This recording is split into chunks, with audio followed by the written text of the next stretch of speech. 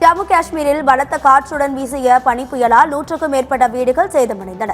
ஜம்மு காஷ்மீரில் ஸ்ரீநகர், பத்காம், பாரமுல்லா, குப்வாரா, சோபியான், புல்வாமா, பந்திப்போரா உள்ளிட்ட மாவட்டங்களில் கடுமையான பனிப்பொழிவு நிலவி வருகிறது.